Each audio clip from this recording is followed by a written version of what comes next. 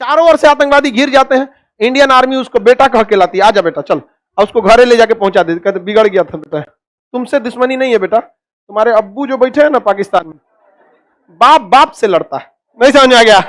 आज अगर सेना पीछे ले गया तो वहीं पे कब्जा होगा, समझ में आ गया? बाहर में गया जनमत संग्रह, no risk on the security of Indian nation, तुमको जो उखाड़ना है उखाड़ लेना, समझ में आ गया कि नहीं आ गया? Everything is legal in love and वार।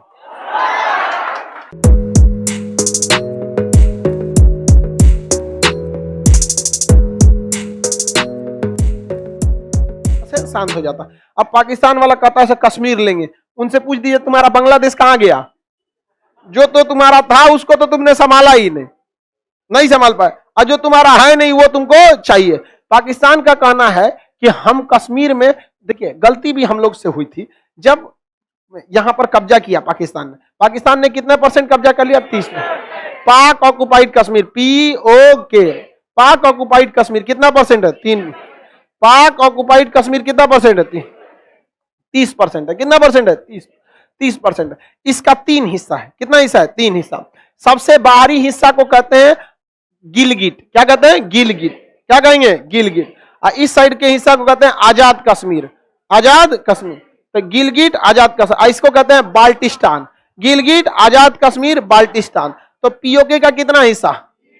बोलिए, ये ऊपर वाला गिलगिट, ये वाला आजाद, आइए बाल्टिस्तान। क्या होता है? बाल्टिस्तान। पाकिस्तान कश्मीरियों को क्या कहता है, समझिए ध्यान से। आप ये सोचेंगे कि आखिर कश्मीरी पाकिस्तान का साथ क्यों देते हैं, तो समझिए, माइंड गेम। कश्मीरी पाकिस्तान का साथ इसलिए देते हैं कि पाकिस्तान का कहना है कि POK हम रखेंगे नहीं, जैसे तुम बाकी वाला लाओगे हम ये तुमको दे देंगे, तुम अपना एगो देश बना लेना। समझ में आ गया कि नहीं गया? वो लेके रख लेगा। समझ में आ गया नहीं गया? इसे तो जरा अपने बाप के नहीं होते हैं सब, क्योंकि इनको पता ही नहीं होता बाप किस कौन है इनका। तो होगा कहां से यहाँ पे? अब वो क्या देंगे सब कश्मीर को, और ये हकीकत है।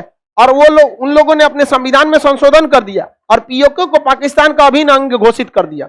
अभिन्न अंग क्या कर दिया? घोषित कर दिया। अब ये भारत की कमजोरी है जो उसको नहीं बता पाई। वहां जो बच्चे हैं उनको समझाना चाहिए, जो POK वालों को, कि देख बबुआ, देखिए हर चीज होना चाहिए, साम दंड भेद सब होना चाहिए। आर्मी तो क्या करती है? ठोकबे करती है। और बाकी आदमी को कहना चाहिए, देख तुम्हारे दादा से ये पाकिस्तानियों ने वादा किया था कि हम POK तुमको दे देंगे, इन्होंने क्या कर दिया? संशोधन करके हड़प लिया, तो ये क्या तुम्हारा साथ देंगे? यहां पर माइंड गेम भी क्या होना चाहिए? चलते रहना चाहिए। हालांकि सेना माइंड गेम बहुत अच्छा चलती है, आतंकवादियों को पकड़ती है, जो गोली खत्म हो जाता है तो फिर से सरेंडर करा के वापस कर देती है। तब अगर आपकी जान जा रही थी और उस समय अगर कोई आपका साथ देता है ना, आप जिंदगी भर उसका साथ नहीं छोड़ते। यह हकीकत है, कितनों भी गलत रहेंगे, अगर आपकी जान जा रही थी 1 सेकंड के लिए कोई आके बचा लिया ना, तो आप जीवन भर किसका साथ देंगे? उसी का। चारों ओर से आतंकवादी घिर जाते हैं, इंडियन आर्मी उसको बेटा कह के लाती है, आजा बेटा चल, और उसको घरे ले जाके पहुंचा देती, कहते बिगड़ गया था बेटा, तुमसे दुश्मनी नहीं है बेटा, तुम्हारे अब्बू जो बैठे हैं ना पाकिस्तान में, बाप बाप से लड़ता है। नहीं समझ में आ गया? बाप इनका कहां पर है? पाकिस्तान में। लड़ा जाएगा उन सब से यहां पर।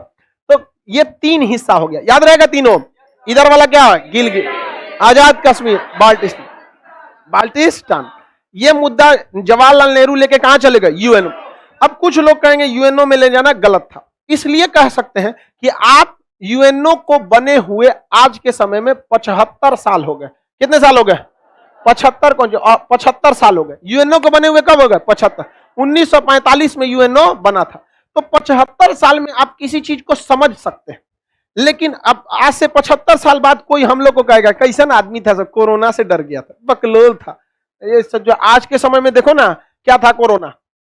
तो 75 साल बाद आप कुछ भी कह सकते हैं, लेकिन उस समय UNO नया नया बना था, इंटरनेशनल कोर्ट था, नेहरू को लगा वकील थे, हम तो जीतिए जाएंगे कोर्ट में, ले जाके कहां केस ठोक दिए UN। अब UNO का नियम बना दिया अलग टाइप का कि कहीं भी जमीन पर विवाद होगा तो दोनों देश आपस में समझौता करेंगे और ये कहेंगे कि वहां पर जनमत संग्रह होगा। क्या होगा? जनमत। वहां के लोगों से पूछा जाएगा कि कहां रहना चाहते हो। पाकिस्तान का 1 नंबर यही होना ही चाहिए। अब भारत तो फंस गया, लेकिन वहां UNO ने कह दिया था कि जनमत संग्रह से पहले उस जगह को पहले खाली कराया जाएगा। तो POK को पहले क्या कराया जाएगा? किससे? पाकिस्तानियों से। तो पाकिस्तान की सेना पीछे हटेगी, तब ना जनमत संग्रह होगा। तो भारत कहता है कि करा लो जनमत संग्रह, लेकिन सेना पीछे हटाओ, कहता है ना बहुत खचरा है ये, हटाएंगे तो कब्जिया लेगा, कहेगा भरिया ले आओ, नहीं समझे। तो देखो हम दोनों के लिए गले की हड्डी बनी है।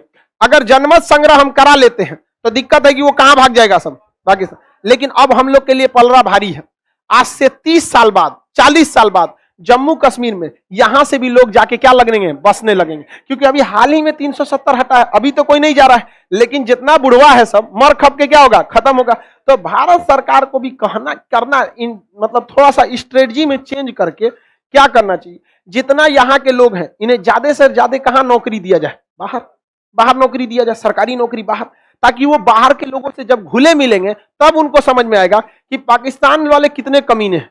और यहाँ के लोग को मतलब हम लोग में तो कभी ऐसा नहीं रहा कि किसी की जान ले लेंगे। हम लोग यहाँ आज भी भाई किसी से दिक्कत है तो आप बात से समझ जाइए, जान मारने की नौबत आती है नहीं आती। तो इससे ये फायदा होगा कि वो लोग इनको समझेंगे। और यहाँ वैकेंसी निकालिए जबरदस्त रेलवे की और बिहारियों को ले आके भर दीजिए, इक्वली तो पूरा भर जाएगा यहाँ पे, बाकी पूरे इंडिया से भर जाएगा लोग। कहां पर, इंडिया। और 10-20 साल बाद यूपी बिहार वालों को जनसंख्या में तो कोई ट्रेनिंग की जरूरत नहीं। भाई उत्तर प्रदेश और बिहार की जनसंख्या बाप रे बाप इतना भयानक है। बताइए 22 करोड़ जनसंख्या देश की होती है, उत्तर प्रदेश की अकेले 12 करोड़ जनसंख्या बिहार की है, समझ में कि नहीं। 24 करोड़ जनसंख्या जो है वो पाकिस्तान की है और 22 करोड़ उत्तर प्रदेश की। ना निपटा देगा लोग।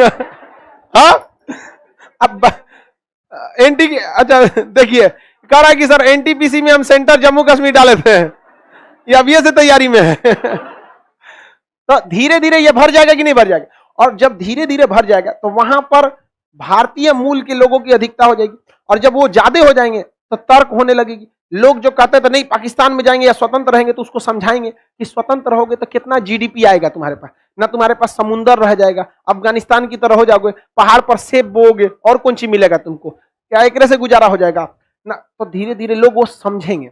अभी क्या है, एक तरफा बोला जाता है। जब भी एक तरफा बात होती है तो गलत डिसीजन हो जाता है, एक तरफा नहीं सुनना चाहिए। देखते हैं कभी भी एक तरफा डिसीजन हो जाए तो कैसे, एक तरफा बात सुनिएगा तो डिसीजन अच्छा हो पाएगा। पत्नी सबको देखिएगा ना, पति को खाना दे देगी सब और खाना खाते रहेगा, एक तरफा सुनाते रहेगी, देखिए ऐसा हो रहा है घर में, ये होना चाहिए नहीं होना चाहिए, ये तरीका है, हम बाहर से थोड़े आए हैं, ऐसा होगा तो गलत है, चल जाएंगे हम, गलत सुना। आप बस सुनते हैं, कोने काम के हैं, ऐसा सुन सकते हैं, हमारा भाई रहता तो सुनता, ये है गलत, खाना खत्म करके कोई कौन है। नहीं समझ आएगा, एक तरफा सुन लिया। अब महिला भी जानती है तो खानवा की आएगी और इस टाइम बोलेगी यहाँ पर, तो आप लोग खाना जल्दी जल्दी खा लीजिए, सबके साथ खाइएगा। नहीं समझ आ गया, आगे बढ़े। तो वो लोग किसकी बात सुनते हैं, एक तरफा। जब हम सब लोग मिले जुलेंगे तो सबकी बात सुनेंगे कि नहीं सुनेंगे। एक गेम भी होना चाहिए, जैसे आईपीएल होता है, एक गेम ऐसा होना चाहिए जो इसी उद्देश्य से रहे कि कश्मीर के लोग का भी क्या हो, मैच हो। कश्मीर के लोग का, कश्मीर जैसे पहाड़ी क्षेत्र में, यहाँ पे कश्मीर राजस्थान से हो, कश्मीर भर से राजस्थान, तो आएगी यहाँ पे टीम, यहाँ की टीम वहां जाएगी, थोड़ा मेल मिलाप होगा। अचानक ये समस्या दूर नहीं हो सकती है, याद रखिएगा। ये समस्या अचानक उत्पन्न भी तो नहीं हुई है, नहीं जाना, धीरे धीरे। आज जब खत्म होगा पूरी तरह से, तब हम ये भी कह सकते हैं कि अब जनमत संग्रह करा लो। आने वाले 20 से 30 साल में यहाँ जनमत संग्रह हो सकता है कि नहीं, आराम से हो सकता है, तब तुम करा लो।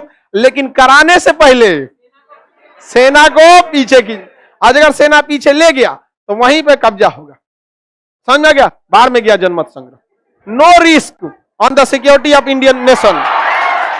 तुमको जो उखाड़ना है उखाड़ लेना, समझ में गया कि नहीं गया। Everything is legal in love and वार। मतलब जंग, जब देश की बात आएगी तो क्या हो गया, सब चीज हो सकता है कि नहीं हो सकता। सूर्यास्त के बाद भी महाभारत में हथियार चले थे कि नहीं। तो जब सत्य को जिताना हो तो कोई भी सिद्धांत को तोड़ा जा सकता है, यही तो महाभारत का मुख्य सार था।